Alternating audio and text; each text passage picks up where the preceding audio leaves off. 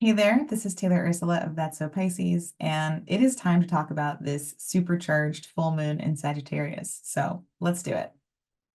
This is a Sagittarius full moon taking place at 2 degrees on Thursday morning, the 23rd, at about 7 a.m. here on the West Coast, just before. This full moon is pretty potent. It is the last full moon ruled by Jupiter here in Taurus. It's the last lunation at all, ruled by Jupiter here in Taurus. Jupiter will be making its way into Gemini by the weekend. Venus is going to be into Gemini later this day on this full moon. So everyone's wrapping up some stories here. Everyone's wrapping up some narratives about what this Taurus part of your chart has been experiencing over the past year since Jupiter entered here.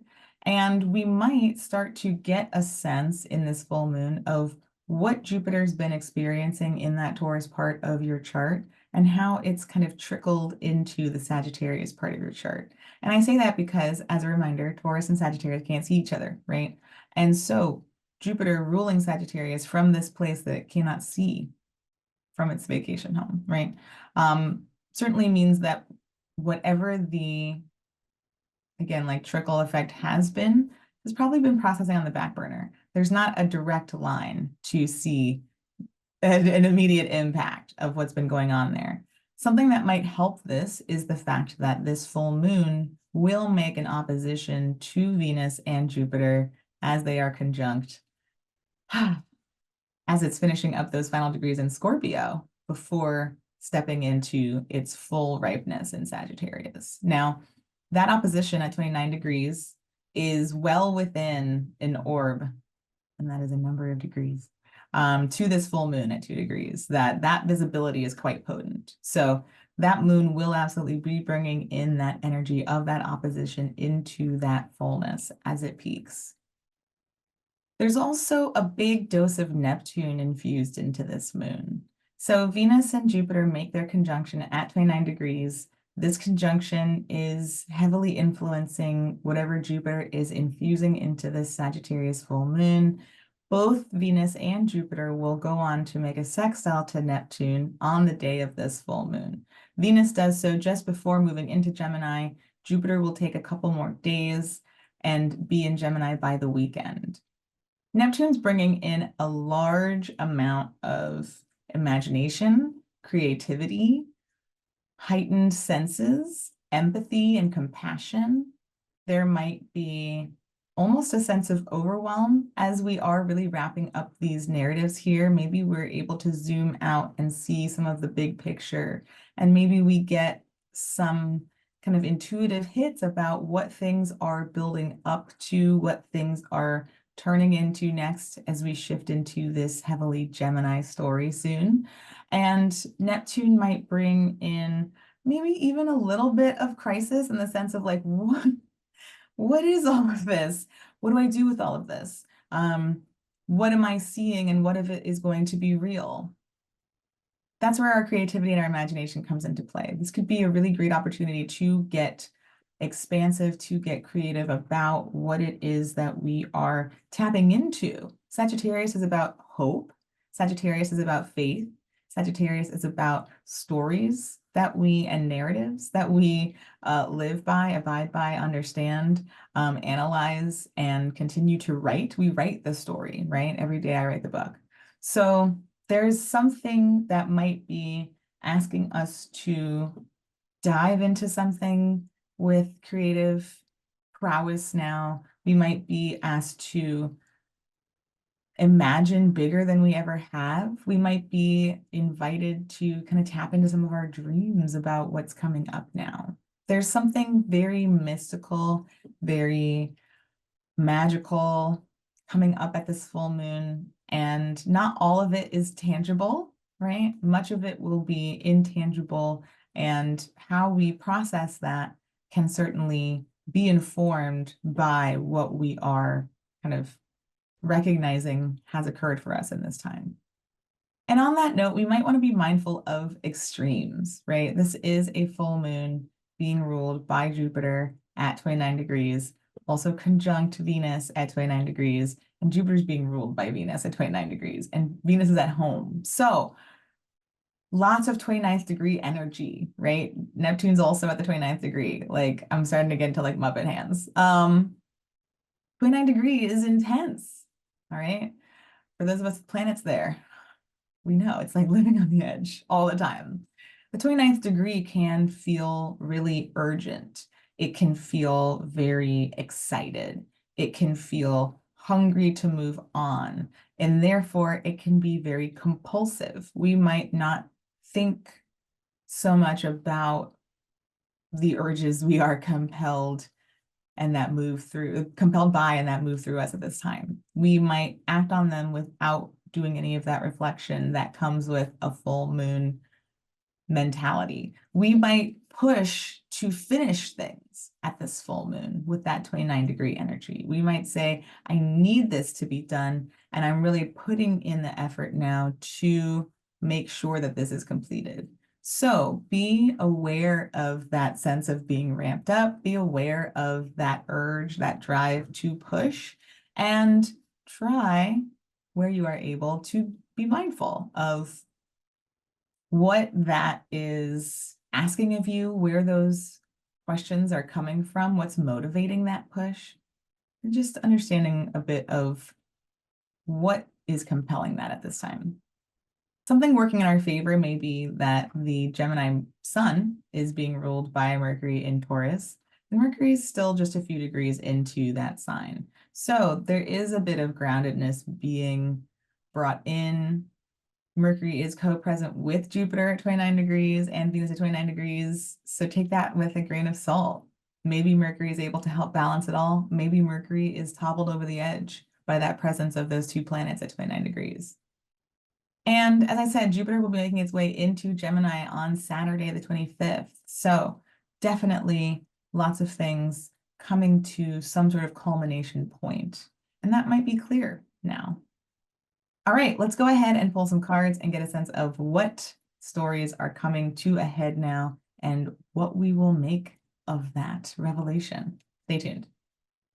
Okay, let's go ahead and get started. So, a quick reminder, if you want to pull along, head to priestessbaby.com/store and download the free, the free moon phase PDF. All right, we are excited here today. Okay, so to recap on our prompts, we are looking at a situation culminating now, as well as how we can make space for this situation or revelation. We're looking at what we are able to celebrate in the light of this moon, as well as what we are able to prepare to release as this moonlight wanes. Okay. And we'll look at the bottom of the deck to see what lies beneath these stories here today. A quick little shuffle. Okay.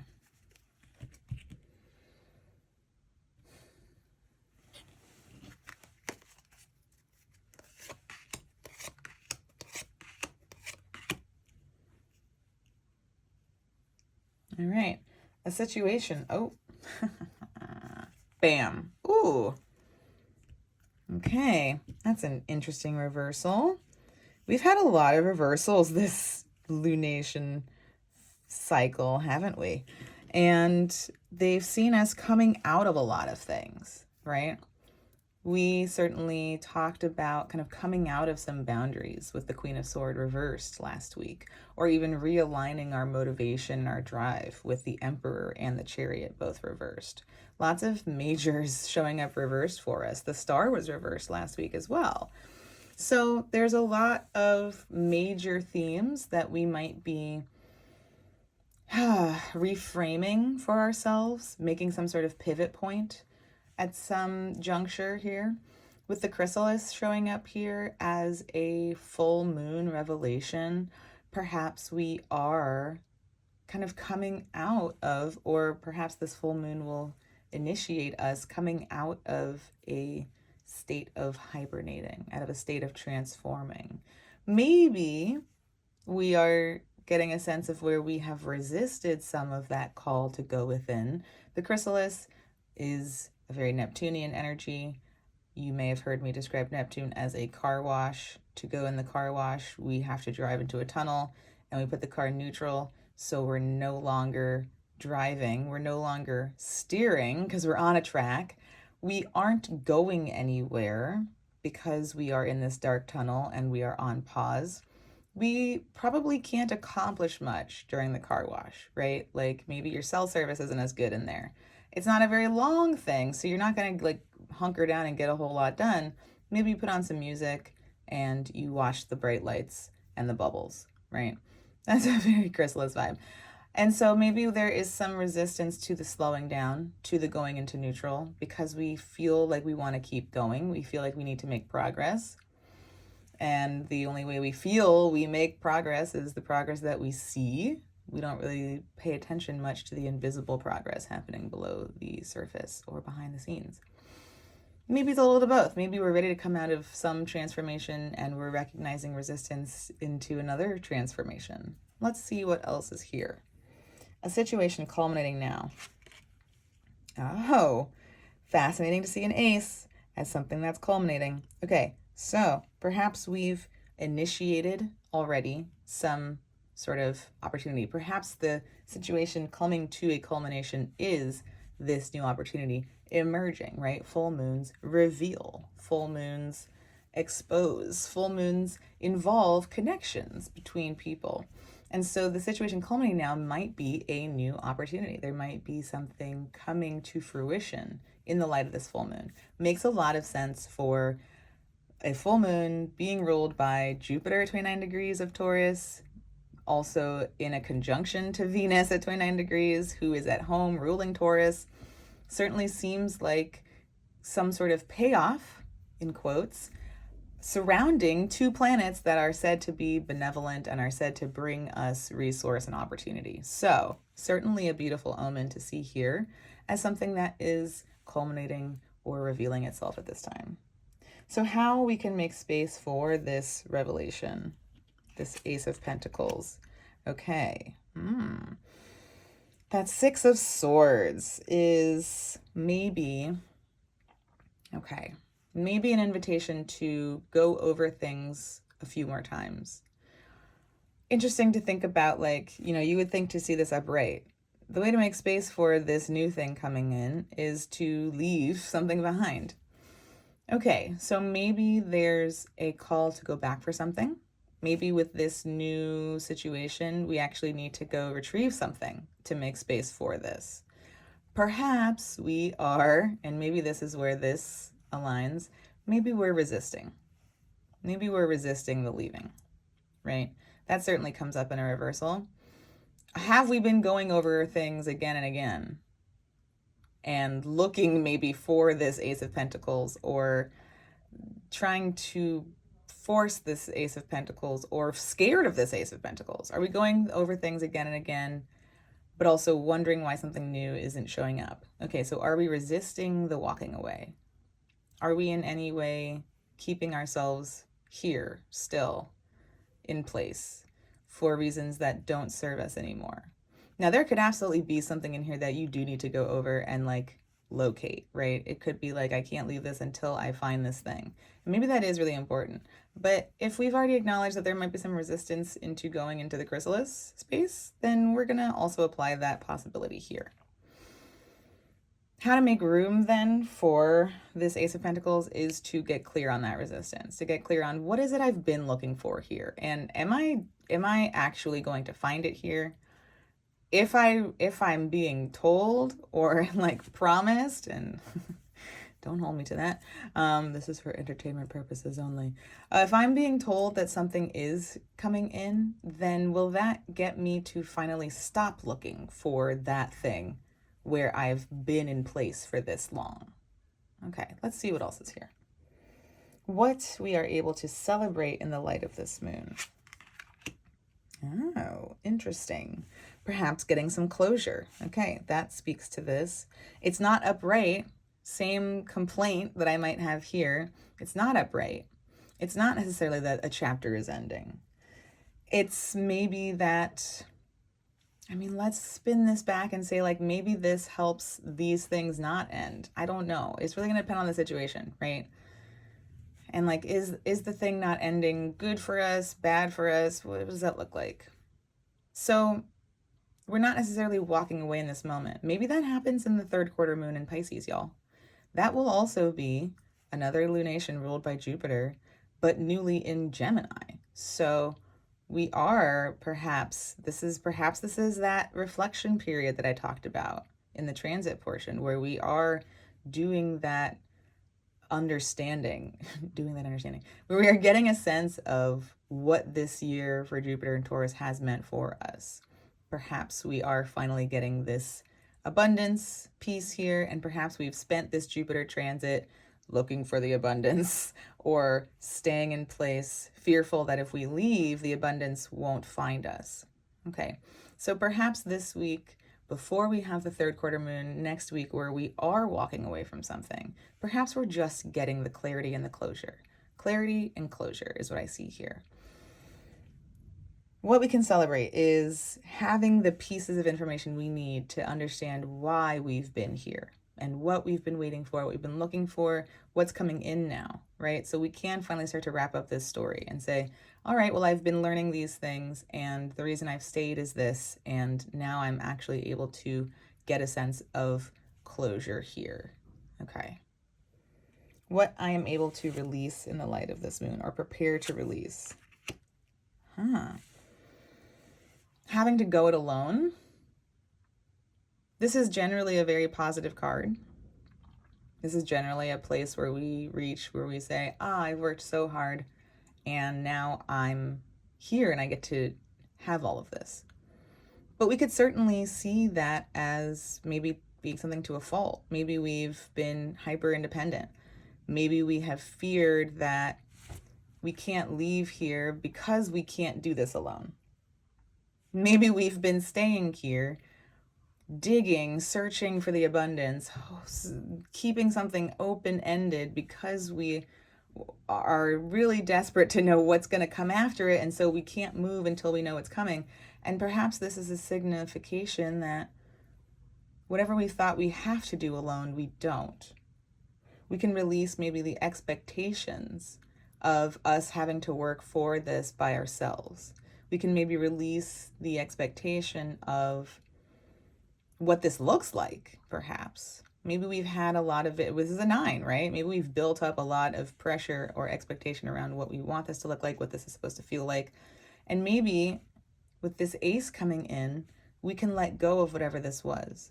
Maybe we've been very attached to this and that's what this has been. Well, but I've worked so hard for all of this, and I don't want to walk away, and I don't want to open a new chapter because I don't know if I'll get to keep all of this. I don't know if I'll have to start over. Well, guess what? The ace is here. So we're starting over in some way, regardless. Something new is entering. Maybe that is what helps us soften our grip on these other energies here. Okay, very curious stuff. Let me know how this lands for you in the comments. I'm very excited to see what we'll be releasing then in the third quarter moon in Pisces next week. What will be coming to a close. We'll get a sense of what we've gleaned from this week, what's become clear to us, where we've sensed some hesitation or resistance perhaps, right? Like, why would I go in there if I have all of this, or if I expect myself to have all of this? I can't possibly go in there if I'm expected to have this and to work for this. Okay, well, if we let this go, if we let this go and we know that something's coming in, what does this free up for us here? What does this allow us to see? All right, y'all, let me know how this lands for you. I'm so curious to hear about what's coming up for you as you hear these things. If you enjoyed this video, please please subscribe so that we can talk about that Pisces third quarter moon next week, and share with someone who might be going over things, ruminating, feeling stuck in a chapter that they really need to be ready to end so that we can step into this newness. All right, I'll see you next week, y'all.